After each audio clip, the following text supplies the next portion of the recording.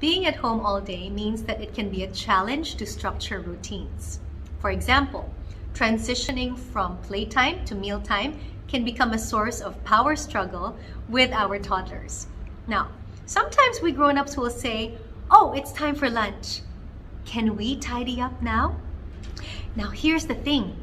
When we give the toddler a question, we need to be prepared for their answer. So we need to know when to use the concept and how to use the concept of choice. Let's pretend we tell the 2-year-old, "Can we tidy up now?" Now, if I'm the 2-year-old and I'm not ready to tidy up yet because I still want to play, I will say, "No, we cannot tidy up yet because you asked me." So in this case, we give the child a question to which she has no genuine choice. And it's okay that sometimes it's not a question, it's not a choice, because that's life.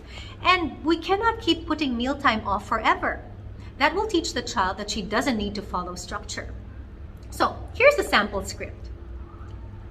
"Emma, lunch is almost ready. We need to tidy up already. But you still have one more game to play. You can choose one more toy, or you can read one more book with me. What will it be?"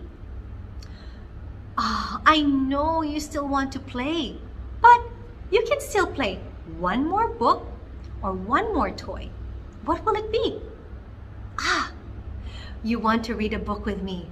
Good choice. Here we go. Let's read the story of the ducks together. After the book is done, we will tidy up. Now, when the book is done, when the story is finished, you can redirect your child's attention by giving her a genuine choice. "Emma, we're done. Do you want to put the book on the shelf, or do you want to put the truck in the box?" Good idea. You can put the book in the shelf. I'll put the truck in the box. What else can we tidy up? There's still that doll. Where shall we put the doll? Can you show me? You want to put it in the shelf. That's a good choice. Yes. Before you know it, you've broken down a big task into small chunks that the child can feel confident to do.